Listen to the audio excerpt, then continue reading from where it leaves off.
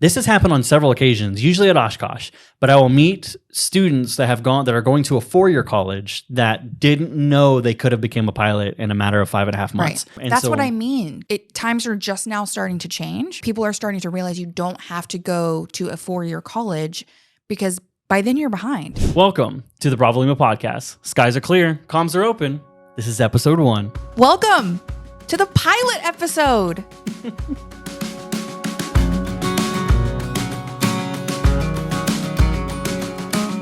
I really love this podcast. It was really fun because we got to, it's our first one. It's our pilot episode. It's our second first one Because we had to refilm this. But it was really cool because we got to talk about the purpose of the Bravo Lima podcast. We got to talk about what Blue Line is, where we came from. We got to talk about the career pilot program a little bit. And we got interrupted by Benny and Goose. Yes, so our director of mischief and our chief marketing officer joined us. Those were our special visitors today. Our director of mischief almost wrecked our entire podcast studio. Yes. So he did. He was living up to his name, his job duties. Yeah. That being said, let's get right into the podcast. Welcome to our first episode of our first podcast. Well, I don't know why we would have more than one podcast, but yeah, this is our first one. And what? What's with the face? You're just making me laugh already. 1 minute in. My name's Andy. I do the marketing for Line Aviation, and my co-host here, Ashley, and Goose. Goose is our marketing officer. Is it chief marketing officer? Yes, I think so. Chief marketing officer. And I handle sales and marketing. Aren't you the vice president? She's trying to be humble. Modest. Yeah, modest is a good word for it. Goose is the chief marketing officer. This actually isn't the first time that we've recorded this episode. The first one got recorded and the audio was all over the place. But we're learning. Oh, we're being rude. We didn't even introduce our producer, David. So David, you got to say hi. Hello. Clap. Golf clap. He's the one that's behind everything, helping us out. He reminds me of Wilson from Tool Time. We can only see his eyes above the camera. Was his name Wilson? Was that his name? Wilson. Why Wilson? I don't know. You'll have to ask. That was 90s humor, I guess. Yeah. Oh. Okay. Well, you weren't even born in the 90s. Oh no, you would have been born in the 90s. Yeah, that's right. You would have been. So don't need to go that deep into his private life. But David, what's your date of birth and social security number? Today's podcast is going to be really fun, but it's just going to be introductory. You're going to get to meet me, get to meet Ashley, understand where we come from, and how we got to Blue Line. And then we're also going to talk about this podcast and generally what we are going to be doing with it and what its purpose is. And a little bit about Blue Line and what we do. Yeah, because you may not know what Blue Line is. So hopefully you do, but if you don't, we'll teach you. Actually, you want to go ahead and start off talking about who you are and how you actually got to Blue Line? Yeah. So let's go way back to the 90s when David was born. Because I got into aviation when I was young. My uncle had a Mooney. Can you find that again? The plane? The Mooney? Is it an M20? Yeah, it was an M20. Okay, so my uncle had a Mooney M20 and he used to come pick me up because he had offices in Virginia and Florida. So he would pick me up on the way. And it got me really interested in aviation. I used to get those aviation magazines and cut out the planes and stick them on my wall and tell everybody I was going to be a pilot. Oh, okay. Yeah. I was like a gamer when I was younger, and my username was Pilot182. Of course it was. I'm curious though, like when he was picking you up in the Mooney, was he letting? Okay, assume the FAA is not watching.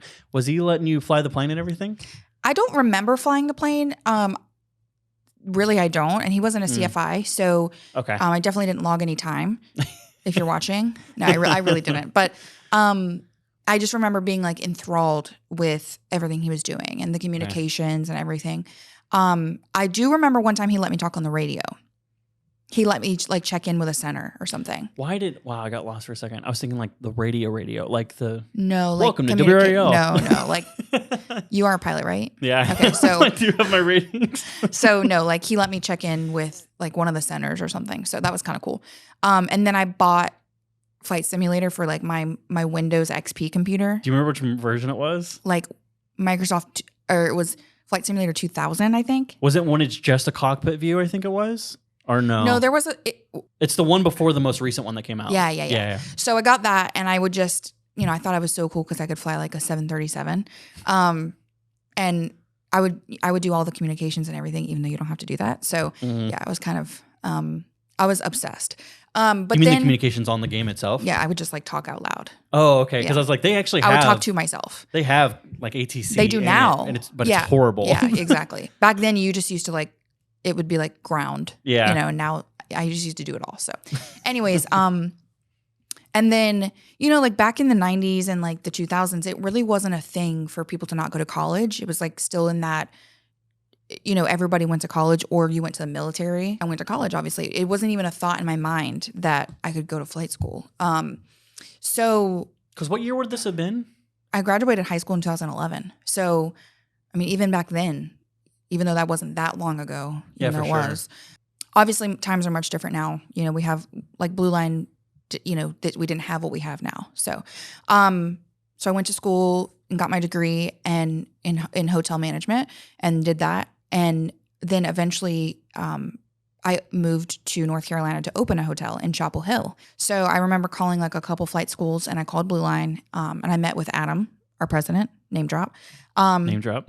And he, got me in for a discovery flight that same day. I did What was his role at the time? Our chief pilot, I believe. Okay. Yeah, he had just gotten out of the Army. So okay.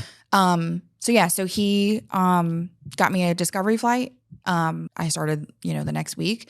And I did it part-time because I was working at a 24/7 hotel and it took me like a year to get my private pilot license, where here now it takes you like 3 weeks. Yeah, which we'll get into what Blue Line is and everything in the moment, but that's just crazy how long it took me. Of course, I was doing it, I was training 1 or 2 times a week. So Of course it took me that long. You learn a lot quicker when you're training multiple times a day, every day. It took me about a year and then finally I was a pilot. But before that, Blue Line started their growth and really expanding into the career pilot program. And so they needed people to work here. Maybe we should get into this later. I don't know. But I just remember it wasn't called the career pilot program. It was called the Airline Pilot Academy. Okay, so it was APA at yeah. one bit. Okay, yeah. cool.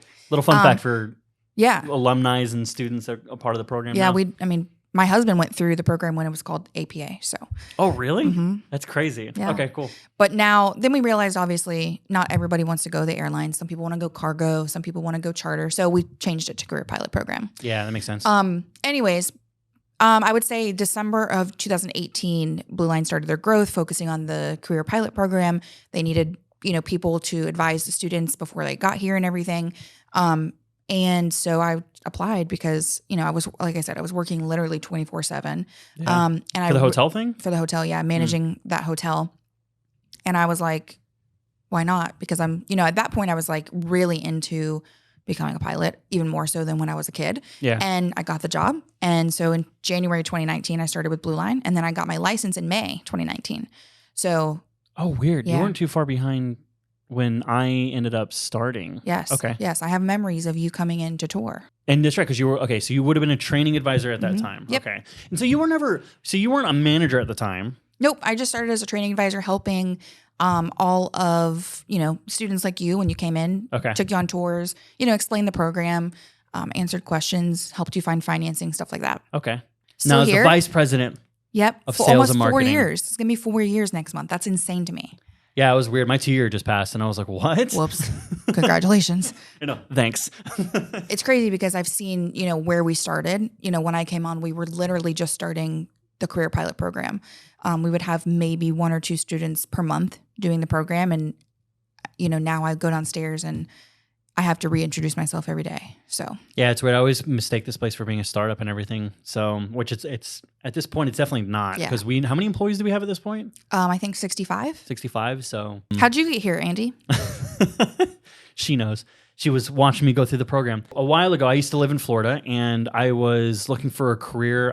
I come from a background where I had always worked for myself, and I was trying to find a path in life that I wanted to be able to work under somebody else or for somebody else and be okay with it. This pilot thing's kind of a good gig. So it's kind of a cool job, right? So I pursued that, and that was in 2019. And in the midst of me trying to find flight schools, I had a list of 20 flight schools and ended up narrowing that list of flight schools down to 2. and it was between us and ATP, and I made a video about that, and which is nuts in itself. I don't understand how it blew up the way it did, and it still does. Students to this day still walk in saying that they're coming here because of that video. Like the other day you made that video in 2020, right? 2019 is when I got posted in 2020. Right. Yeah. So you made it in 2020. It's almost 2023. And literally on Thursday, we were at a graduation and the graduate said, I came here because of your video. Love you both for saying that, by the way. You're the first person to say that. So, yeah, I always appreciated that. And it's cool to see how it's helped a lot of people figure out what flight schools to go to. Because some people used it not only to go to Blue Line, but they used it as a template to choose what flight school does suit them. Right. And that was the purpose of that video. So, I ended up choosing Blue Line over ATP. And I'm not going to go into why, because I literally have an hour-long video of why I chose Blue Line. And I'm really glad I did, because I got to be a part of something that it's crazy to think that Blue Line was probably half of its size 2 years ago when I was going through I would say even probably less than maybe half. even less. So not only was I able to go through a program, the most efficient program in the nation, but I became a pilot, got to fly in really cool planes. I became an instructor. At the time, the owner of the flight school had reached out to me and asked if I wanted to do marketing and do it part-time with instructing. And as I got into marketing, because that's my past is marketing, I was like, okay, cool. Yeah, I'll try it out. And it ended up becoming a full-time gig for me. So now here I am. I do almost everything marketing related at this point.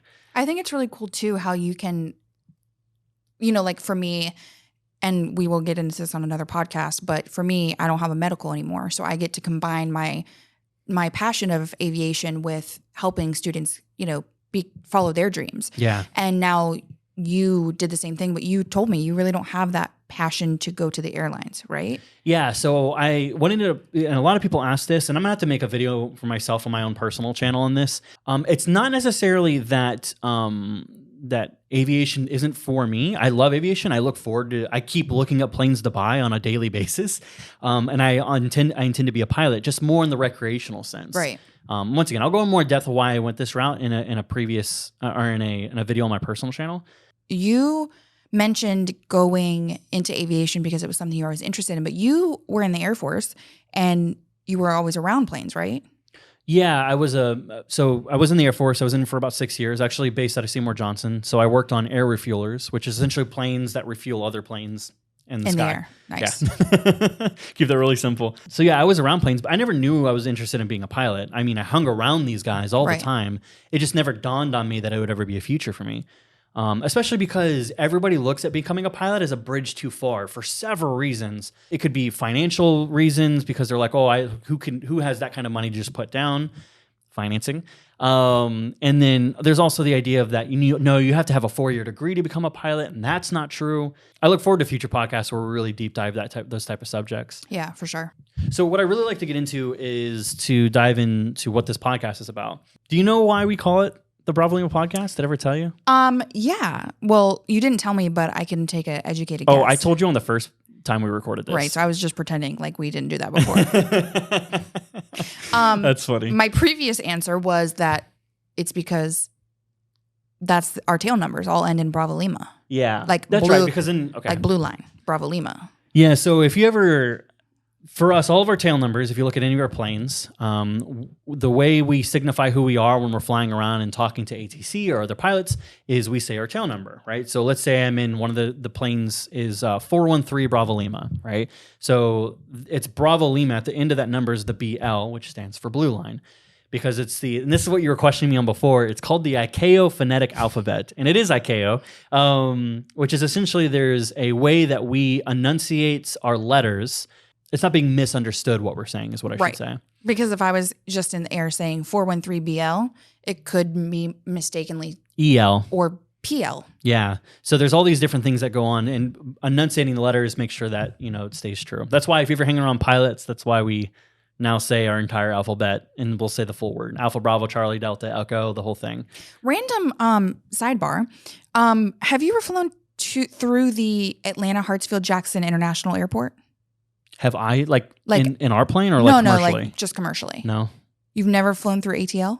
Oh, yeah, I have. No, okay. Sorry. I have. So have you ever taken the plane train? I've been on the train. Yeah, okay, that's called the plane train. Oh, is it? I've flown there like 27 times if you can't tell. This is just a random sidebar. You don't have to put this in here. I just wanted to tell you.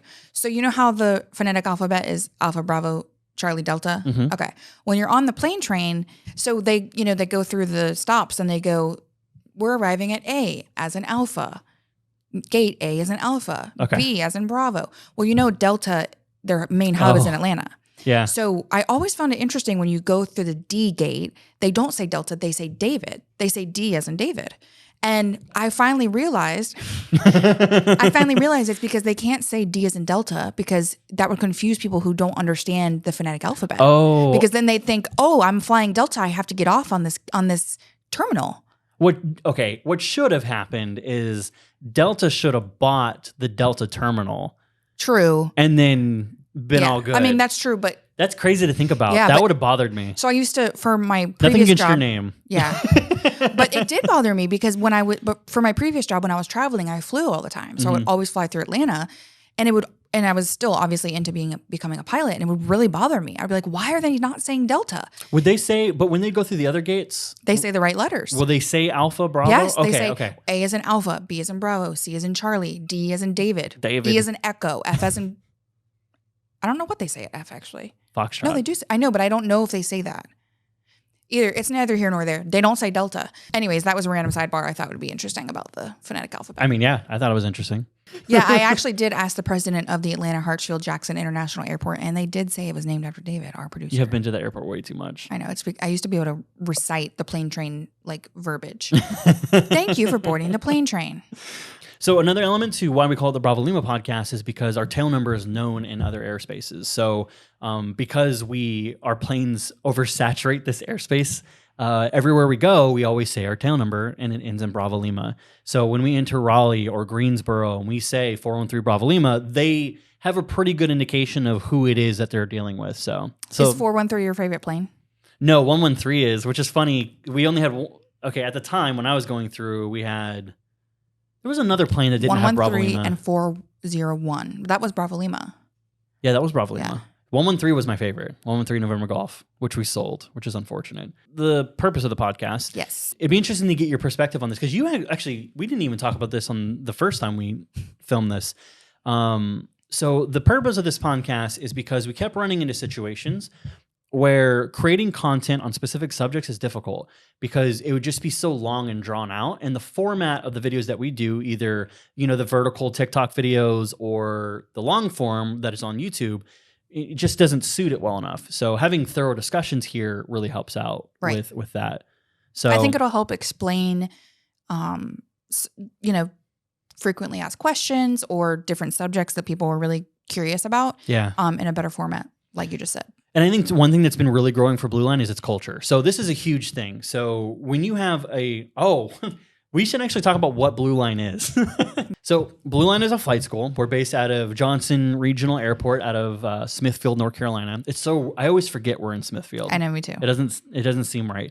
But we're out of Smithfield, looking at a second location in Florida. We'll see. So Blue Line actually got started 10 years ago. So 10 years ago in November, right? Correct. Yeah. So that's really exciting. This is our 10-year anniversary. So Blue Line actually got started when our co-founder, one of our co-founders, he actually went to flight school at ATP. And he just didn't feel like the experience was everything he was hoping it would be. It was like super subpar for him or something. Yeah. And he decided he wanted to create something that would be more efficient, better quality of life for the instructors and the staff, and he did that. And he wasn't just coming from a random nothing. Like he comes from an aviation background, right? So he had been around aviation for a while, right? So. We still have that small business feel where you can still have a conversation with our president, as an example, as a student. So that's really important. At other flight schools that are massive, you're not going to have that opportunity to feel like every single person from the top to the bottom really cares about you. And you will have that here. Yeah, I remember that was one of the things that was brought up about when I was comparing flight schools was your direct connection to management. And that was a huge deal because people were like, well, how could you possibly expect that, from a school? And it's like, well, it's not something that's just out of the norm. Like it's literally possible. At any point when I was going through the program, I mean, I had direct connection to Trey the entire time. And it's no different now with Adam, who is the president of the company. He like you have access to him at any point, right? It's really cool to see where we started and where we are today. Yeah. And how started with like 2 Cessnas or something. And where we are, not even with our planes or our facility, but just how many students we've been able to help get, achieve their dreams. And we're continuing to do so. Yeah. So we have our world famous career pilot program. We're working on the world famous. Yes. Our career pilot program is the most efficient in the nation. You can finish the entire program in as little as 5.5 months, and that gets you 7 certificates, starting from scratch in as little as 5.5 months. And there's so much. It is crazy because that's another thing, right? Is that being that we're the most efficient program in the nation, that creates some controversy online. People seem to not be able to accept that. So they'll either think that 1, it's not possible, 2, we're lying, 3, it's dangerous. And all 3 of those we have addressed in our social media, but in general, like this program is amazing in that sense. Like we've been able to be efficient with an amazing safety track record. There are people out there that don't know about us. Actually, this has happened on several occasions, usually at Oshkosh, but I will meet students that are going to a 4-year college that didn't know they could have become a pilot in a matter of 5.5 months. Right. That's what I mean. Going back to my story, times are just now starting to change where people are starting to realize you don't have to go to a 4-year college because by then you're behind. Everybody that's coming here is done in 6 months, essentially, less than 6 months. Yeah. And then they can work on their degree while they're instructing. And then they're, higher seniority than the people that are going through the 4-year colleges. Not only are we the most efficient program, we are the most efficient path to becoming a career pilot because of what you just said, right? Because you become a pilot, you get your certificates and ratings, start instructing. While you're instructing, get your college degree, right? And actually, another thing too, you don't need a college degree anymore. And I know we've made content on this because that was huge this year, that there is no major carrier now that holds the 4-year degree requirement. Is it preferred? Yeah. But is it required? No. And we have students left and right that are getting in with no problems. So let's just touch on that one more time. To be clear, there is not one major carrier that requires a degree anymore. We're Delta, American, even FedEx and UPS. Nobody requires it. Again, it is preferred, but it's not required. The barrier to entry to becoming a career pilot is lower now than it ever has been. Even though that flight training is more expensive than it has been in the past, it's still cheaper because of that one major factor there, right? Is that not only are you having to pay for flight school, but you're also having to pay for that 4-year degree. Right. That's not the case anymore, right? So it's amazing that that's a thing now. That being said, because us being the most efficient program, that creates a lot of controversy. This podcast will allow us to have more long-form discussions to talk about things that people have questions about. Right. I really want. Do you think, just for funsies, I could put this mic in his face while he chews on a treat? Because I love the sound of dogs chewing on treats. Like it's an ASMR thing, but not in real. Like when it's like mic'd. He said no. Goose, do you have anything to add? We're going to be bringing on graduates, instructors, people from the airlines, recruiters, pilots that are already there. We're going to be talking to FAA representatives. Sorry, we have another dog visitor. Hi, everyone. This is Benny. He's our chief. Oh. Just make sure he's careful on the course. He's our director of mischief. And as you can see, he is destroying our podcast room.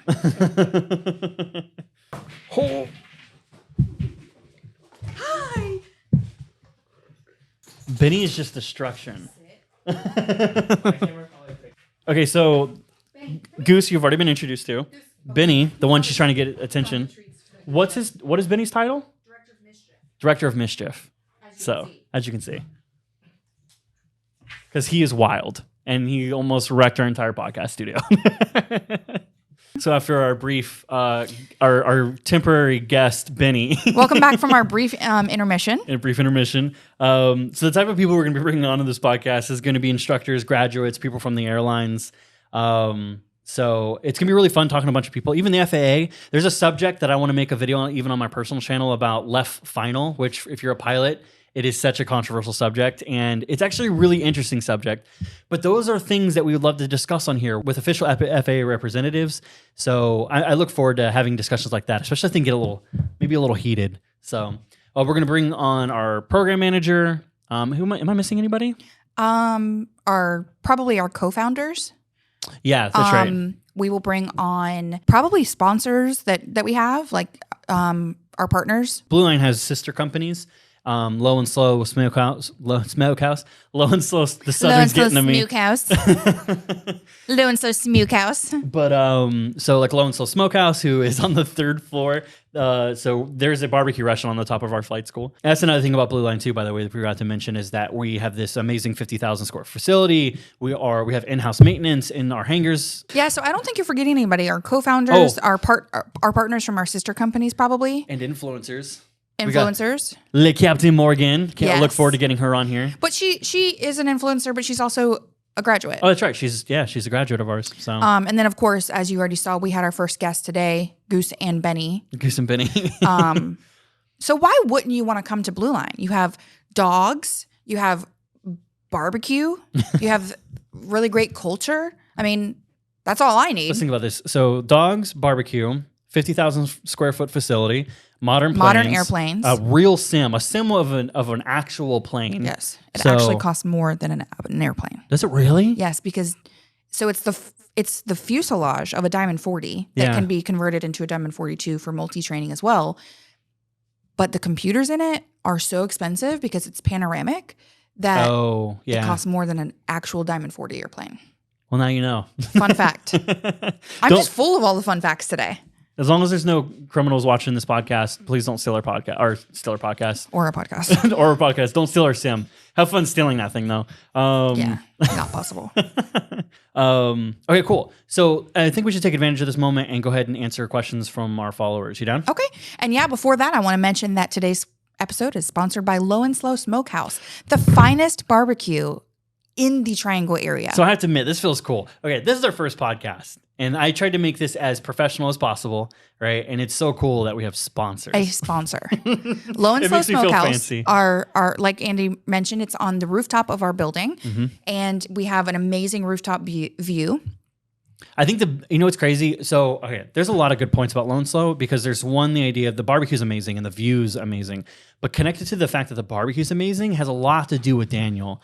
And I think that's something that I'm pumped to get Daniel on here because his history of making briskets in Texas and stuff like that. So the guy knows what he's doing. Daniel is the head pit master at Low and Slow Smokehouse, just to be clear. Yeah. And he is skilled at his profession. It's awesome having It's horrible for us because it's right upstairs, and we are trying to lose weight. Yeah, so that's fun. and especially us working on the second floor, we smell all the things. So I am broke and I have gained some weight from Low and Slow, but I am happy, and that's okay. I think I did the measurements, and I'm pretty sure the smoker is right above my office. Oh, it is. Okay, cool. So we're gonna answer questions So we're going to start off with Instagram. This follower has actually a couple questions. The first one, starting at Blue Line in 3 weeks and IFR with only 172 experience and steam gauges, what advice do you have to prep for the DA-40 and the glass cockpit before showing up? And who is this from? This is from, it's hard, Kikoa Becker. Sorry for murdering your name. Kikoa Becker. Do you want to talk about this or do you want me to? You answer this one. Okay. And the only reason why I'm taking it is just because... Oh, well, you did your training in DA-40, but still. When you were doing the XLS, was that G1000? Mm-hmm. Okay.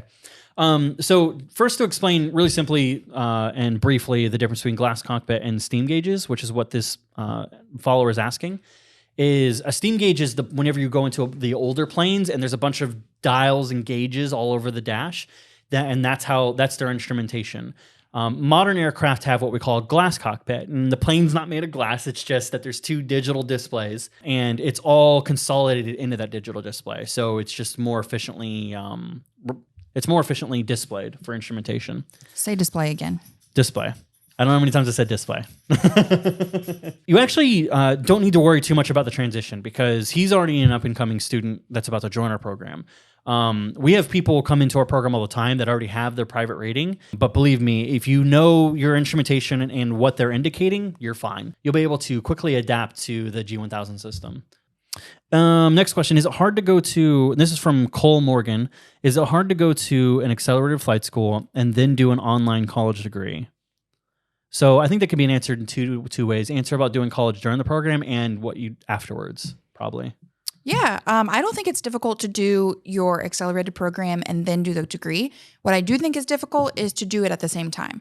Yeah. Specifically at a program like ours where we are the most efficient in the nation. So it's basically impossible. Yeah, to feed off that, because when I came here so on my vlog channel, I was actually going to vlog my experience going through flight school, and I got like maybe into instrument and I quit. I was like, there's no way. And that's just— You quit vlogging, not flight school, to be vlogging. clear. Yeah, I stayed in flight school. It is a very difficult program. I mean, it's the most efficient program in the nation. But I think going back to the original question, doing our accelerated program and then doing your degree afterwards would be very easily attainable. Yeah. Like we talked about earlier, a lot of instructors do that. And now we're actually partnered with Purdue Global. So you can get your online degree in professional flight. There's a lot there. There's a lot of benefits when we first partnered with Purdue, I didn't understand the big deal with it. So it's Purdue Global to be specific. Right. So it's all online. It's all online. You get 20% off of just your bachelor's degree or whatever. Yeah, you get 20% off the tuition. The tuition, okay. So each semester, or And they do terms, but each term. And then also you get at least 45 transfer credits for having done your training here at Blue Line. And it continues on, right? Yes. So then as you become a first officer, you get more. As you become a captain, you get more. When you get your ATP, you get more. So essentially you could get down to where it only takes you like a year to get your college degree after you have all of those ranking, increases and everything. Because it's like, it was up to 80 credits or something like that. Yeah. It's crazy. So once again, it's nuts to think that like it's the most efficient program, but then there's also the idea that you're getting into a most efficient college program as well. So it's just, we're all about efficiency, clearly. And we will talk about this later too, but just to point it out, let's just do the math real quick. Going to an aviation college takes up to 4 to 5 years. The average bachelor's right now is 6 years. For flight? For just in general. Okay. Well, specifically at aviation colleges, none mentioned, but it's taking about 5 years, just due to airplanes and instructors and all of that. So let's just call it a 4 though, because that's what typically a 4-year degree is. Mm-hmm. But then let's talk about Blue Line. You would be going through our program 5.5 months. As you can get all of those licenses in as little as 5.5 months. And then from there, you're going to instruct for maybe 1.5 to 2 years. So let's just call it 2 years to be, 2 years to play it safe. Right. That's the max. So that's 2 years instructing, 5.5 months of school. So let's just say 2.5 years. Mm-hmm. And while you're instructing, you're doing your degree. So by the time you get to the airlines, you're already done with your degree or almost done with it. Whereas if you are going through an aviation college, you're not done yet when that other person is already there, because after you get done, you also have to instruct to get to 1,500 hours. Which is so crazy, you're looking at like 6 years. It's funny because we get our instructor rating. So our CFI class is actually probably our most well-known training program. And it's because we finish students within like 10 days, sometimes less. Which is funny because there are other programs that take 6 months. Some people don't get their CFI rating until their 3rd year in college. Leon Overland asked, but this kind of goes into what you already said. Transfer credits, does Blue Line Aviation's credit towards a bachelor's in a university, which it does? Yes. That's great. Just please see the previous question. Yeah, so already did there. Chapo Shorty Alvarado, is it true that Blue Line is building a dorm apartment complex? And does the loan cover the rent? Okay, good question. Yes, it is true. We are building a dorm. Right now, all of our students are housed in apartments a town away. It's like 15 minutes away. It's where most of our instructors and staff live. And so right now we have like 18 apartments because we have so many out-of-town students. But we want to be able to have them closer. So we're building dorms right across the street from this facility. So you can literally just walk to school. That'll be great for, our students that don't come with cars and everything. For sure. But yes, you can absolutely finance the cost of the housing in your program with our lender Skybound. All right. The next question is from Nate Flowers. Why should we choose your school over other schools? I'm going to keep this one brief. There's a video online called ATB versus Blue Line. And Blue Line's even better now than even when I was going through the program. So just check out that video, and believe me, that'll thoroughly discuss everything. And I'm hoping to get another video out soon that'll compare us to other flight schools as well. Yeah, and just piggybacking off of that, I would also say if you're able, coming here for a tour, I think you will see the reason why you should choose Blue Line over other schools. Again, there are many flight schools for a reason, and sometimes the other ones are better for you, and that's fine. But if you come here and you really get to experience the culture and see like our flight training with your own eyes, I think it'll answer itself. Yeah, I really want to point out the fact that like there's mom and pop shops who do more of like an a la carte style training where you pay for the instructor, the plane, the rental, the fuel. It's all hourly, or you pay for it individually, and that has a place for a lot of people. There are some people who, for whatever reason, can't do the financing or don't want to. And there's a place, need to work, or they work in the midst of training, and even though it's going to take them a couple years, but that works for them. There's a place for that type of program, and there's a place for ours. If you want to become a career pilot and you want to get there as efficiently as possible, you can't top our program. Like it's just that it's that straightforward. Someone wants to know how to start a pilot journey. I feel like I know that there's experts in this building that would be able to, that we can connect them to. Yes, there are. If you're asking specifically how to start a general pilot journey, I think you had mentioned last time, finding whether you're passionate about it is really important. Oh, your why. Your why, yeah. Right. Before anything, you really need to understand your why of you're getting into aviation. And what I mean by that is, why are you getting into it? Is it because you just want to fly recreationally? Do you want to make a career out of it? Do you want to instruct, right? Get all these things figured out. So before you get into a fairly expensive, career field or expensive training field, you're going to have a very clear path of where you're going, right? So your money's being used efficiently. Right. And then once you figure that out and you figure out exactly what you want to do and you think Blue Line might be a good fit, we have, like he said, a whole team of training advisors who that's their job. They will guide you through the entire process. They'll take you on a tour. They'll get you set up with an assessment flight, and just really make sure that we are a good fit for you and you're a good fit for them. And all you have to do is visit our website and put your information in, and somebody will contact you. And it's actually, okay, so this is a really cool thing too. I've been around businesses that have a no salesy environment, which is what our training advisors have. There isn't a salesy push with them. They're literally there just to answer questions and talk aviation with you. And they all have a genuine passion for aviation. Yeah, they're more like student advisors, like at colleges. Yeah. They just help you out. If you know where you want to go, they're going to present you with the facts and make sure that we will be a good fit for each other, and that we'll have a good mutually beneficial relationship.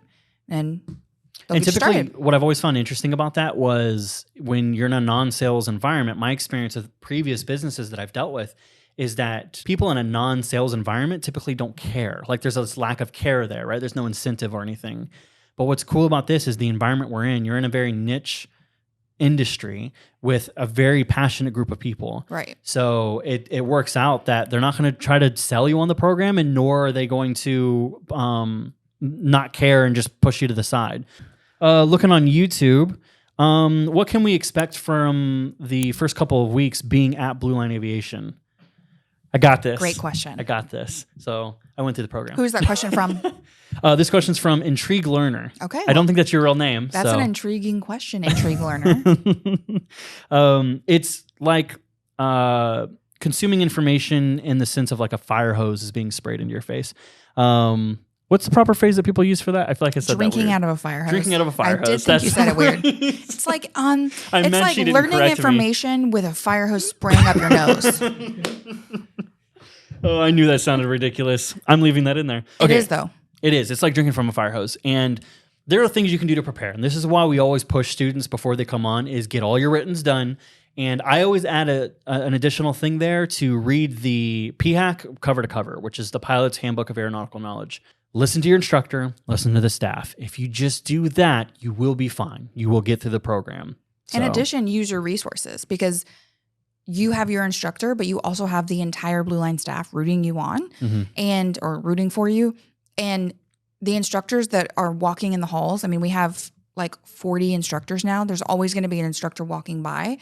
you can ask them a question if you're struggling with something. And they want to help you. You know, that's what they went through flight school for. So, our structure really helps out with that, because we're structured in academies. Right. So if you're going through private, you have a private instructor, but you are also surrounded by private instructors. Right. So you have access to all of them at any time.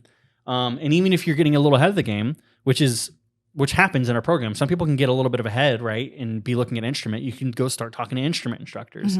There's also the idea that we do one-on-one grounds. This was just a shocker to me. I thought this was just a norm, but at Blue Line, we actually do one-on-one grounds. You with an instructor alone. He knows where your current weaknesses and strengths are. Or she. Yeah. Or it's 2022, remember? I'm sorry, Tatiana. I'm sorry, Emily. Am I missing anybody else? Great name for the podcast. Oh, this is from Seamus? Yeah, that's how you say that. Seamus Hillary. Okay. Or Hilary. Hill-Erie. Great name for the podcast. How many students are going through flight training without a college degree right now? Oh, gosh. The majority? The majority of them. I mean... Most are 18 to 22 years old, and some are like straight out of high school. Yeah. So... A very high majority. I don't know an exact percentage or an exact number, but I would say high 90s that do not have a degree. Yeah. The Michael Carter Show asked, where did Bravo Lima derive from? Hence the fact that I flew in 469 Bravo Lima during my Discovery flight last year in September. Y'all have a safe and blessed holiday. Thanks, Michael. Does that mean the name of the podcast or the name of the company? I think he's talking about the podcast because he's asking specifically about Bravo Lima, which we already answered. Yes. So see minute 3:17. See, it's somewhere in the beginning of this podcast. Where will we be able to listen to this podcast? I'm hoping that we can get it on every platform possible. There's obviously going to be the video form, which will get posted on YouTube and Facebook. Anchor FM, Spotify, Apple Music or Apple Podcasts. Yeah, not Apple Music. We're not that cool yet. We'll start singing on the podcast. And we only have one more question on Facebook. Okay, Daniel Woodard asks, I'm curious about what jobs you are seeing graduates get right out of training besides instructing at Blue Line. What % of graduates actually instruct at Blue Line? Look forward to seeing it. Exciting times to be a freshly minted commercial single, commercial multi, CFII, and MEI. Yeah. Question for me?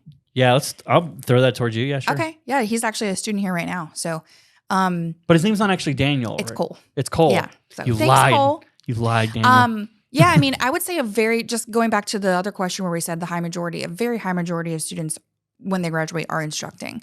That's just what a high majority of flight school students do because they went through and got their instructor certificates.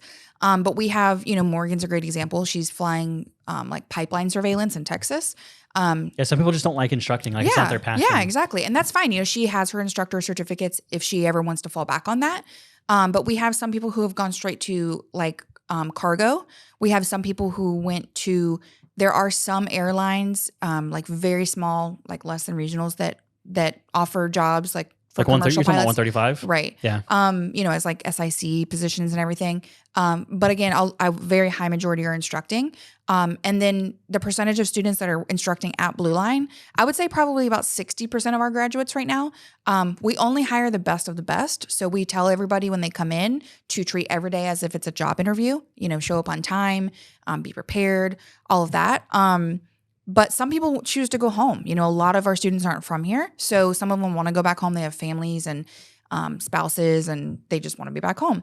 But we do hire the best of the best here to instruct. So I would say right now that's about 60. Yeah. I feel like it'd be more, but I don't know. I don't see the data on the back end. Because there's like another one is jump pilots. That's something I almost consider doing. So where you be a pilot for those that are jumping out of planes for a living. Not for a living, but for fun of it. Yeah, like parachuters. Parachuters, yeah. And it'd be cool because typically you can go do that in like tropical climates, and that would be great. You don't get a lot of hours, but it's a phenomenal job. You can also, there's also banner towing. Like people who live near the beach often can get jobs like that. We haven't, not that I know of, haven't had anybody that has gone and done that, but but you can get that with low hours as well. Yeah.